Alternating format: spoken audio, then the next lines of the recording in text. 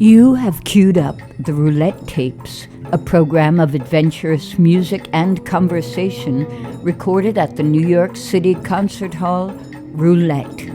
You can hear thousands of concert recordings from Roulette's past and present and find news of upcoming events celebrating innovation and imagination at roulette.org. Aren't you curious?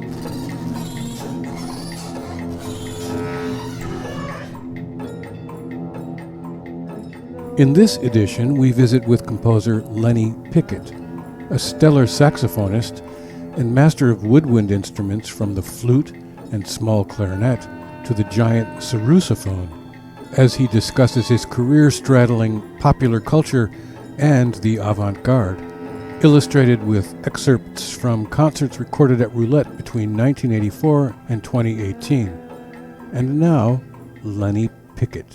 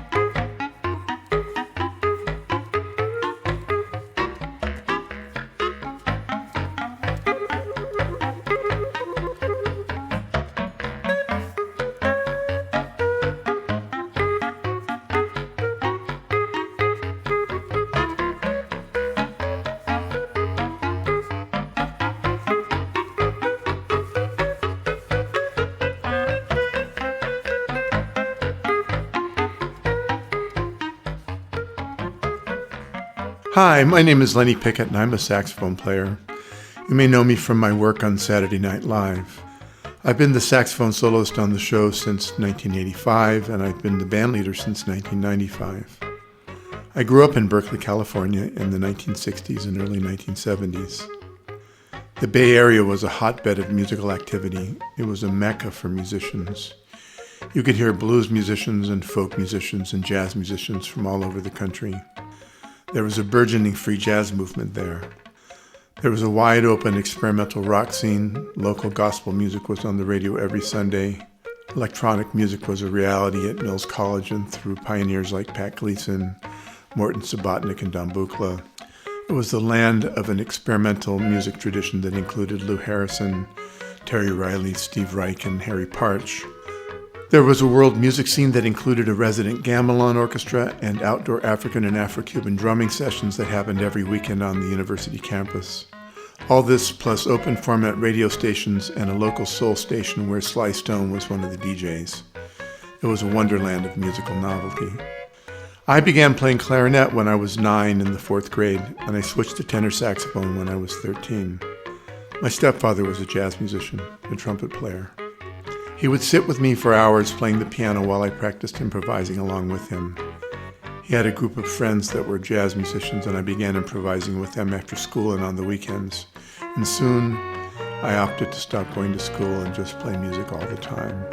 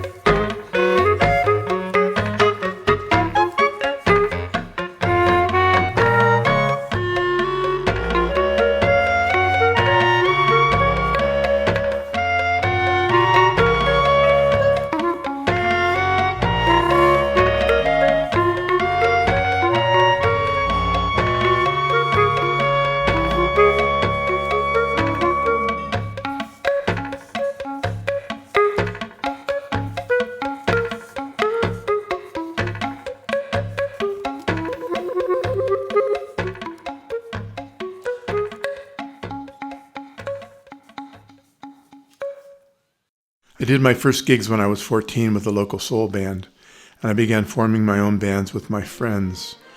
We played in bars and on the streets, at parties, wherever we could play. In 1969, I met Bert Wilson, a neighbor of mine and a saxophonist who was among the avant-garde jazz musicians in the Bay Area. We became friends.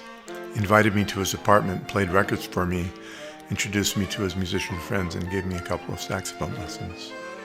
In 1972, Tower of Power hired me to go on the road with them, and I toured with them until 1981, eventually recording 10 albums with them. In 1981, I moved to New York to get off the road and settle down with my family. New York offered two things: creative opportunities and a way of making a living without traveling. Before I made the move, I had been recording in my home studio, composing with the tape recorder. When I got to New York, I set up my studio and continued to compose, while I began looking for work in the recording studios around town as a studio musician. Before I made the move, my wife had been living in New York, working as a dancer in the downtown music and art scene, working with the choreographer Andy DeGroat. She knew many composers and musicians. Through her connections, I met people like John Gibson and Philip Glass, Ned Sublett, Scott Johnson, Eric Richards, and quite a few other people. Some of the studio musicians in town knew about me through my connection with Tower of Power, and I began to find work as a studio musician, working for different acts as well as doing some film dates and commercials and many different kinds of recorded music. Recording studio work was not very steady though, and in 1983 I got an offer to go on the road with David Bowie, and I took it. We were traveling for the better part of a year. Up to this point, I've been composing for myself in my recording studio, but on the road with David there was a saxophone trio that was the horn section for David's band. We called ourselves the Borneo Horns. Steve Elson played baritone sax, Stan Harrison played alto sax, and I played tenor sax. As we traveled, I composed a number of saxophone trios that we would play during our time waiting for the sound checks to start. When the tour was over, I put together some rehearsals and we did some gigs playing at benefit concerts and other things of that sort. In 1984, we did a show at Roulette.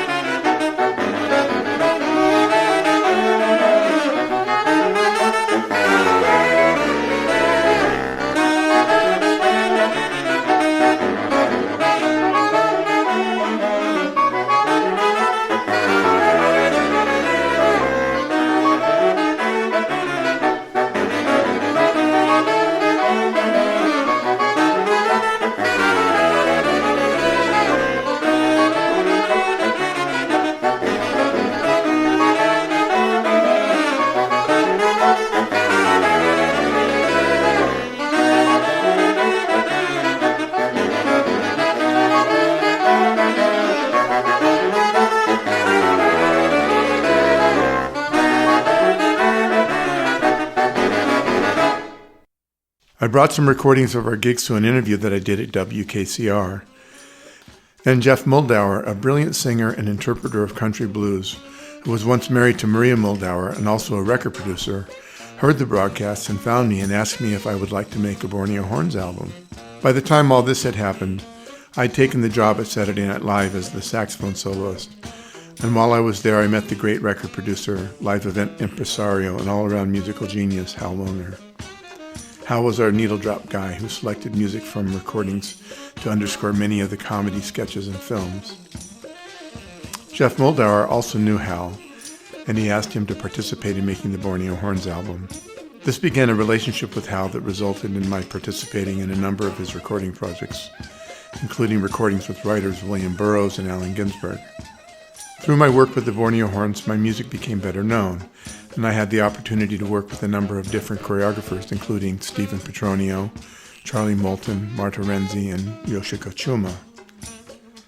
The documentary filmmaker Frederick Weissman heard my music when the Borneo Horns played at Summer Stage while he was making a film about Central Park, and he asked me to participate in creating an opera based on one of his films, Welfare, about a New York City welfare office in the 1970s. Some years later, I worked with Fred Weissman again, and the Minneapolis-based choreographer James Sewell and his company, making a ballet based on Fred's first film, Titicut Follies. In 1989, I did another concert at Roulette, a solo concert this time, using the music from the piece that I composed for choreographer Bebe Miller's dance called Thick Sleep. It's a solo saxophone performance to tape.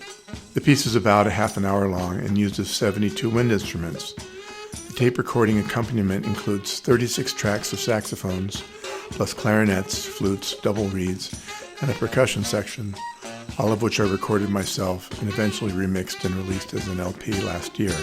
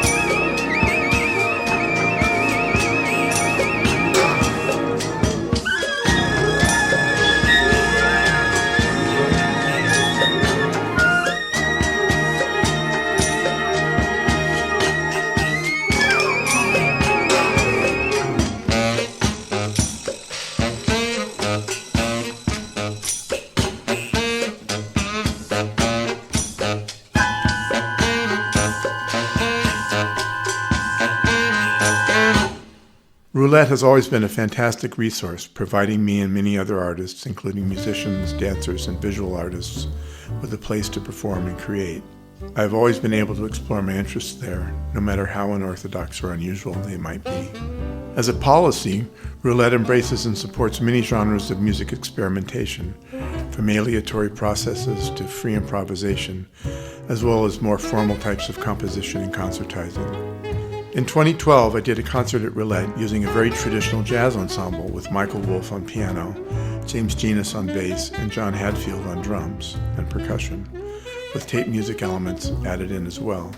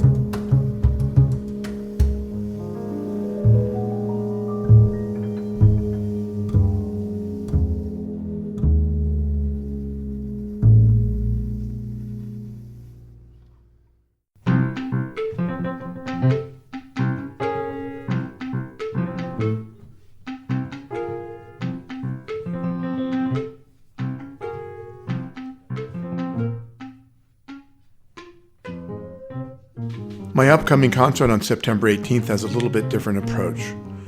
I'm interested in how making music is the act of creating sound and space across time. Music has, as its most basic attribute, the possibility to manipulate time. It can act as a mnemonic and help us remember certain times. Music can suspend the sensation of time passing or increase awareness of time passing. It can inspire action and movement and rhythm, and thus gather listeners in a common experience of time. All of the music in my upcoming concert reflects my interest in time. Most of the titles are dates, time markers that represent the time that the first idea for the piece of music came to me. There are several metric modulations, time transitions that play with the steady flow of time. There are mixed meters that create interruptions in the flow of time, and there are ostinatos that suspend time. Music also requires sound, and all sound can be perceived as music. In this concert, I've chosen sounds that I have a particular fondness for. The sound of a vibrating air column, the sound of a resonant object being struck, the sound of a plucked string stretched across a resonant material, the sound of air vibrating a suspended reed. The presentation of this music reflects my interest in how multiple sounds coexist and interact in a shared space.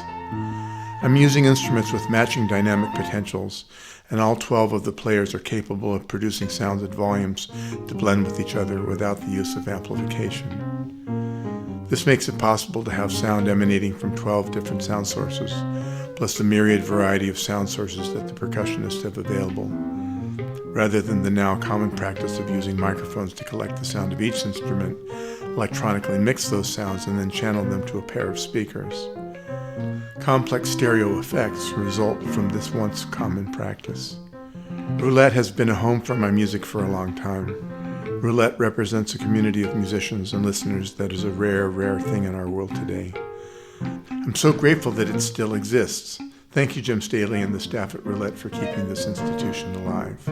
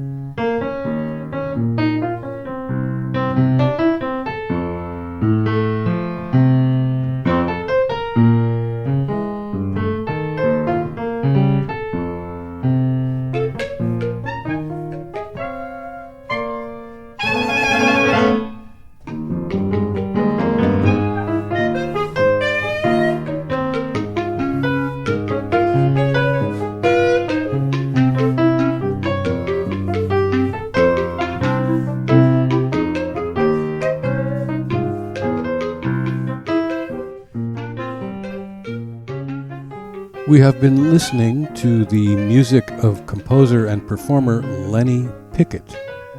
These recordings have been preserved as part of the Roulette Concert Archive project.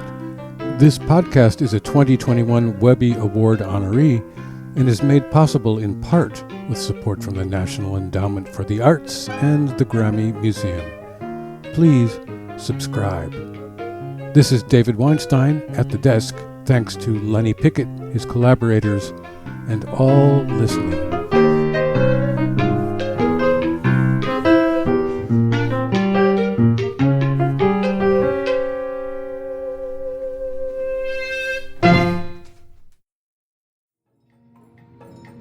You have been listening to the Roulette Tapes, a program of adventurous music and conversation. This series is produced by Roulette Intermedium. You can find thousands of concert recordings from Roulette's archives and news of upcoming events at roulette.org.